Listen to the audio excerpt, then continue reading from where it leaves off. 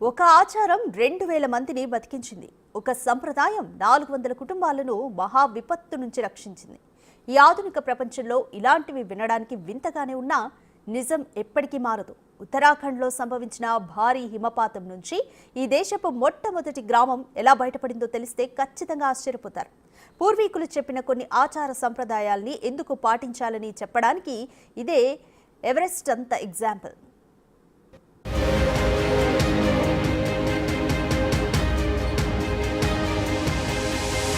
ఉత్తరాఖండ్లో కొన్ని రోజులుగా భారీగా మంచు కురుస్తోంది.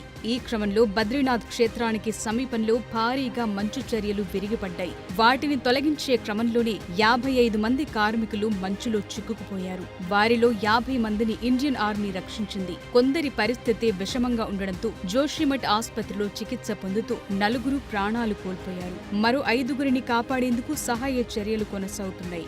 భారత్ టిబెట్ సరిహద్దుల్లో మన దేశానికి చెందిన మొట్టమొదటి గ్రామం మనా దగ్గరే ఈ దుర్ఘటన జరిగింది. నేషనల్ హైవేపై భారీగా పేరుకుపోయిన మంచు మేటల్ని బోర్డర్ రోడ్స్ ఆర్గనైజేషన్ సిబ్బంది తొలగిస్తుండగా మంచు చర్యలు విరిగిపడ్డాయి. దాంతో కార్మికులు మంచులో కూరుకుపోయారు. ఇదంతా ఇప్పుడు జరిగిన దుర్ఘటనలు మనకు కనిపిస్తున్న వాస్తవం. కానీ ఇదే ఘటన వెనుక మనకు కనిపించని కోణం మరొకటుంది. ఈ భారీ హిమపాతం నుంచి 2000 మంది జనాభా కలిగిన ఓ గ్రామం సేఫ్ గా బయటపడింది. ఆ ఊరిని, అక్కడి జనాన్ని కాపాడింది కేవలం పురాతన ఆచారమే. వారు ప్రతి ఏటా పాటించే సంప్రదాయమే. ఎవరు నమ్మినా నమ్మకపోయినా ఇదే వాస్తవం.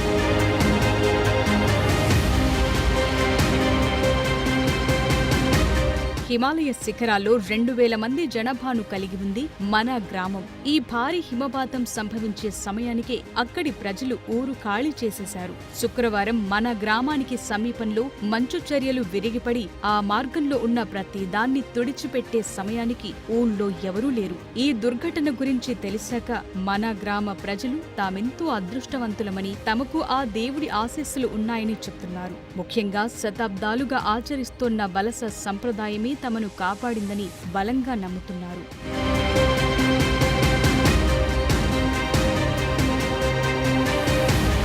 ప్రతి ఏటా శీతాకాలంలో హిమాలయ పర్వత ప్రాంతాల్లో మంచు చర్యలు విరిగిపడటం సాధారణమే. ఈ చర్యలు 5 సెకండ్లలోనే గంటకు 80 మైళ్ల వేగంతో కిందకు జారుకుంటాయి. ఇలాంటి ఘటనల్లో భారీగా మంచు విడుదలై మొత్తం తుడిచిపెట్టుకుపోయే ప్రమాదముంది. ఈ విధమైన పరిస్థితుల్లో మన ప్రజలకు ఎప్పుడు ఊరిని ఖాళీ చేయాలో చాలా కాలంగా తెలుసు. వాళ్లు గనుక ముందే దిగువ ప్రాంతాలకు మారకపోయినా, తమ ఆచార సంప్రదాయాన్ని ఏమాత్రం నిర్లక్ష్యం చేసినా ఇప్పుడు పరిస్థితి వేరేలా ఉండేది. వందలాది మంది మంచులోనే చిక్కుకుపోయేవారు.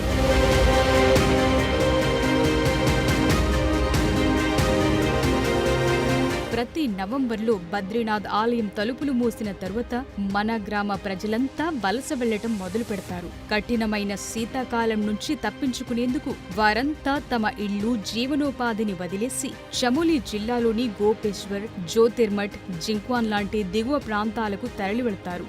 మళ్లీ బద్రీనాథ్ ఆలయం తలుపులు తెరిచినప్పుడు మాత్రమే వారంతా తిరిగి మన గ్రామానికి చేరుకుంటారు. ఇప్పుడు సంభవించిన భారీ హిమపాతం కూడా మన గ్రామానికి కేవలం 500 మీటర్ల ఎత్తులోనే జరిగింది. అదృష్టవశాత్తు మన ప్రజలంతా తమ ఆచారాన్ని పాటించడం వల్ల అంతా ప్రాణాలతో బయటపడ్డారు. గతంలో ఫిబ్రవరి, మార్చి నెలల్లోనే ఇక్కడ హిమపాతాలు సంభవించాయి. ఈ గ్రామానికి సమీపంలోనే ఓ ఆర్మీ క్యాంపు కూడా ఉంది.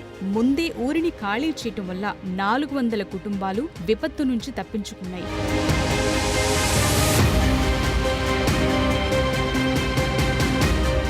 మన పూర్వీకులు, పెద్దలు ఏదైనా ఒక ఆచారాన్ని పాటిస్తూ వచ్చారంటే ఖచ్చితంగా దాని వెనుక ఏదో ఒక మంచి ఉండే ఉంటుంది. అది మనందరికీ మేలు చేసేదో, అప్పుడప్పుడు ఇలాంటి విపత్తుల నుంచి సేవ్ చేసేదో అయి ఉంటుంది. కానీ ఇప్పుడంతా మన ఆచారాల్ని, సంప్రదాయాల్ని సింపుల్ గా కొట్టిపారేస్తున్నారు. ఇంకా మూఢనమ్మకాలేంటని అంటున్నారు. అయినప్పటికీ కొన్ని ఆచార సంప్రదాయాలు ఎందుకు పాటించాలి, అవి మనకు ఎలా సహాయపడతాయని చెప్పటానికి ఇదే ఎవరెస్ట్ అంత ఎగ్జాంపుల్.